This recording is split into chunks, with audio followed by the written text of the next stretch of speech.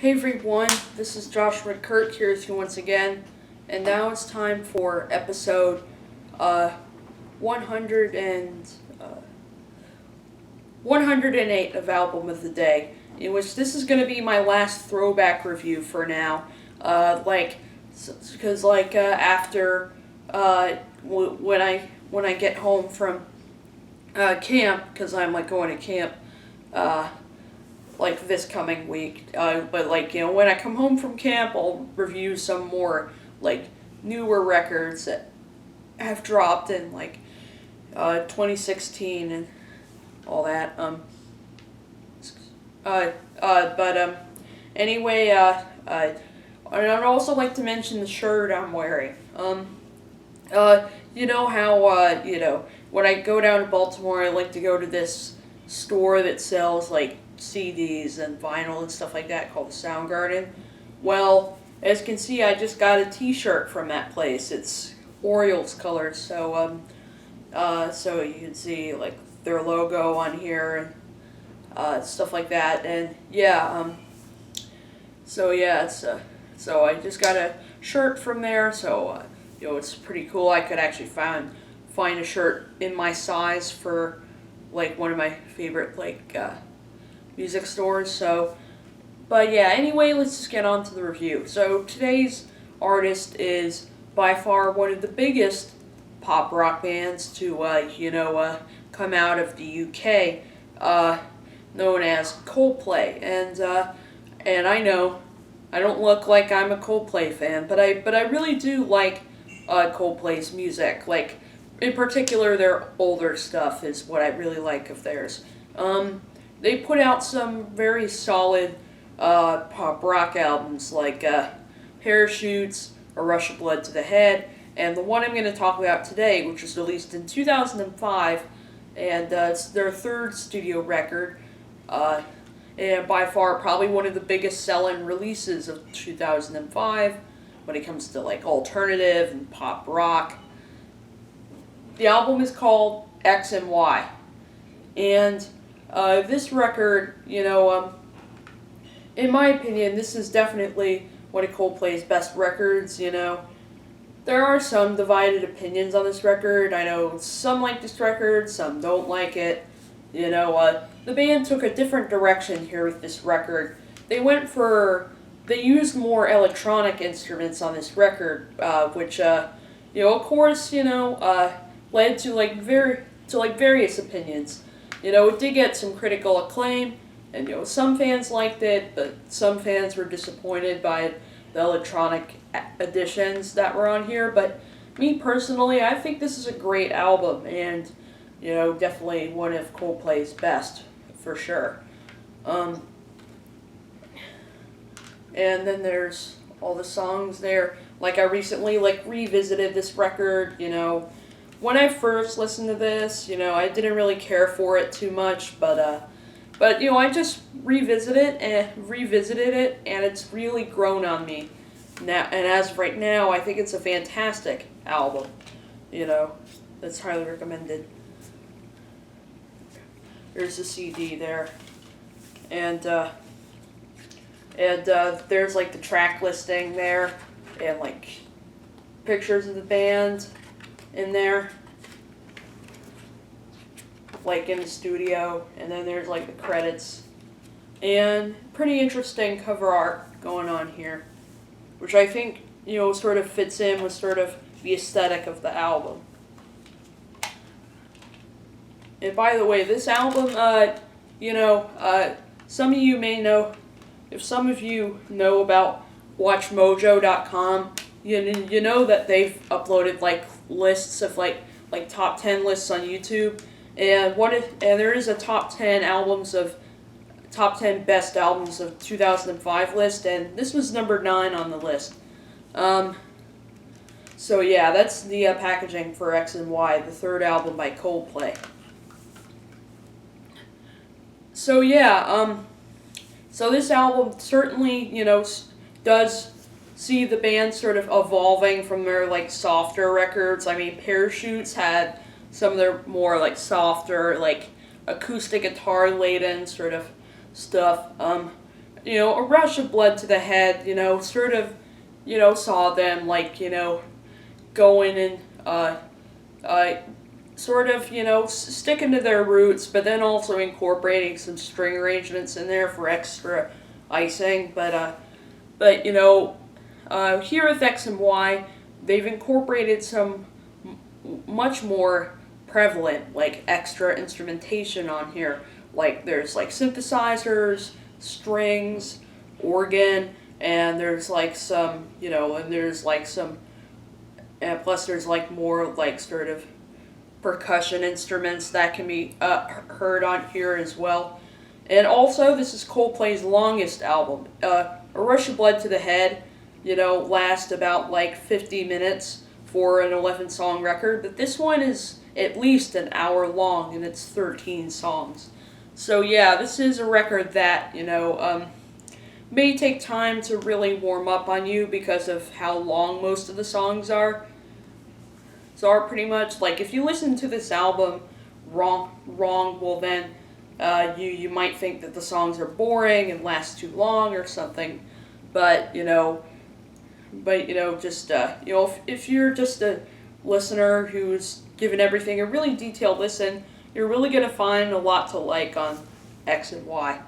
In terms of like, I know songwriting has never really been one of Coldplay's strong suits, but I will admit that some of the lyrics that they come up with here on this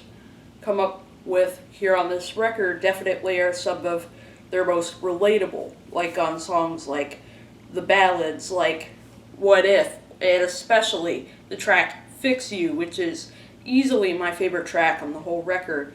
The intro of that song, it's maybe a little bit of a tearjerker, but then eventually it definitely, builds up in like the best way possible. It's like, it's like driven by like this organ that pretty much creates like it's like driven by an organ, and then eventually it builds up with some piano, and then eventually, but then when Johnny Buckland's guitar comes in, and like, the drums come in as well as the strings, once it builds up, it's just, this epic, like, arena-ready piece of pop rock, and it just sounds phenomenal. Like, just sounds phenomenal. Pretty much making this easily one of Coldplay's best songs to date. So yeah, this is definitely one of my favorite tracks right there. Yeah, plus the lyrics I totally relate to. I can totally relate to that, when you get what you want, but not what you need. And when you lost something you can't replace, well then, don't worry, because the light's eventually gonna, guide you home pretty much. Definitely a great track for sure. And plus, there are some, there are some tracks with some very catchy. Plus, there's some very catchy guitar hooks on here. Guitarist Johnny Buckland knows how to write just a hell of a guitar hook. Like what he does on the song "Talk." It's easily gonna get stuck in your head, and also, I'm definitely hearing some obvious influences of artists who have used electronics very prominently in their music. Like, I heard that the band was obviously very influenced by David Bowie on this record, and also Brian Eno, so it's kind of, makes sense that Brian Eno actually does provide backing synthesizers to the track Low, which is one of my favorite tracks on the record. Just the real edgy guitar playing on that track. It's definitely, one of the most, it's easily like one of the most sort of fiery tracks on the whole record, and I love it when Coldplay goes for that. I mean, this song is that definitely, got a dramatic sort of, got some dramatic sort of, rhythmic guitar playing on it. It just sounds fantastic on there. Stick on there. And of course, I do really like the opening track, Square One, as well. Also features some great, guitar playing on it as well. As well as a very fluid sort of, bed of, keyboards that, just flow really well on there. And plus, there are some really great choruses on this record, like one of my favorites that have to be on the song White Shadows. It's White Shadows, on there. Those. And of course, also another thing I want to note out. Also on the song White Shadows, in my opinion, that song has one of the best bass lines on it as well. Bass lines on the album as well. Oh, and here's another thing. There are a couple other things I wanted to mention. Will Champion's drumming, of course, sounds really crisp and pretty nice in the mix. There's definitely more of a rock. There's definitely sort of a rock feel to this record, with the tracks I mentioned, like Low and Square One and stuff like that. Also, another thing I wanted to note out is Chris Martin's vocals. Chris Martin's vocals on this record, Chris Martin is just, a great vocalist. He just, he's not necessarily doing anything that's blowing me away or anything like that, but just, he keeps it on pitch and, and also I really like it how, and plus, I really like it when he sings falsetto. Falsetto vocals, they can be kind of hit or miss for me. Sometimes they can be, really good and very melodic, but then other times they can be kind of obnoxious. But the way Chris Martin just soars with this falsetto is just incredible, incredible, and he always keeps it on pitch, which is good.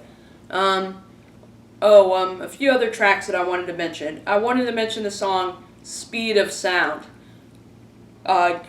Really, really great track. Was, of course, that notable piano riff that we all are familiar with if you've this song has been used in several sporting events, and I'm pretty sure the song has probably gotten old for some, but since I don't watch sports really on a daily basis all that much, I don't watch football on a daily basis, I definitely, am strangely not really tired of this song. I definitely think it's a fantastic track with, just a soaring chorus and, just a soaring, chorus pretty much, I mean, this song definitely makes you, this is definitely one song that definitely can make the listener feel like flying at the speed of sound, that's for sure. And then there's Swallowed in the Sea, again, another very powerful and, another very well-written track on the record. And the song Twisted Logic features these sort of dramatic strings and the strings, some of the strings on this record sound as if they could have come out of maybe a movie soundtrack. Like the strings on the title track, for example, sound like they could have come out of a Disney movie soundtrack. Now on Twisted Logic, the strings sound more like they're coming out of maybe a drama film soundtrack or stuff like that.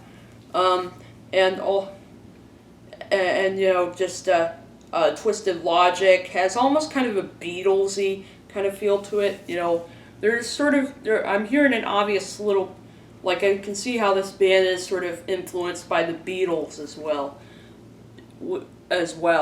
pretty much. And of course, most critics have compared them to Radiohead in terms of there are plenty of songs on here and on Coldplay's first few records that certainly that Tom York's vocals would pretty much just be soaring over it pretty much. Now, I haven't heard the entire album of Viva La Vida yet, but I'm going to have to check out that record sometime. But yeah, overall, X and Y is definitely, you know, but overall, just X and Y is a very well-crafted and very well-executed and very solid pop rock album. You know, I don't understand why so many people love to hate Coldplay. I mean, as you all know, Coldplay did play the Super Bowl halftime show this year, and, you know, just a lot of people were just, you know, sort of, you know, bashing them and stuff like that. And, you know, I don't see why that happens, because you know, especially in their, because, you know, if you look back on some of their older records, you'll see that they're actually a very solid group. You know, the reason I say that is because, you know, I'm not a huge fan of the newer stuff. I mean, in my opinion, I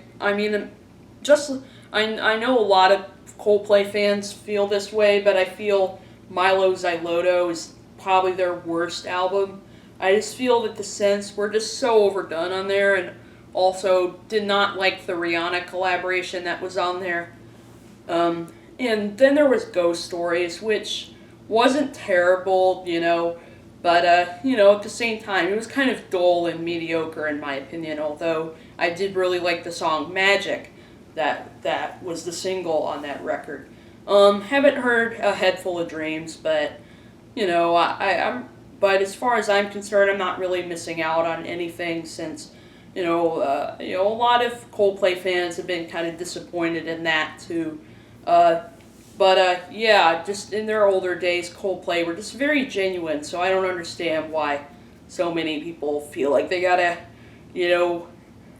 sort of, verbally, let out outrage about this group's just because they're one of the biggest bands in the world. I mean, being the biggest band in the world isn't necessarily a big deal as long as you can still crank out some good songs, songs pretty much. Probably my favorite Coldplay record would have to be maybe A Rush of Blood to the Head or something like that. Although Parachutes and X and Y are definitely, close to their, can't really decide which one I'd rather put at number 2, because I know they're both great albums, and to try to decide maybe would be a little unfair, pretty much. That's my review of the album X and Y by Coldplay. I'm probably going to have to give this record an 8 out of 10, probably. But yeah, that's my review of X and Y. And X and Y, highly recommend this album if you haven't heard it yet, but I'm pretty sure plenty of people, especially Coldplay fans, have already heard this.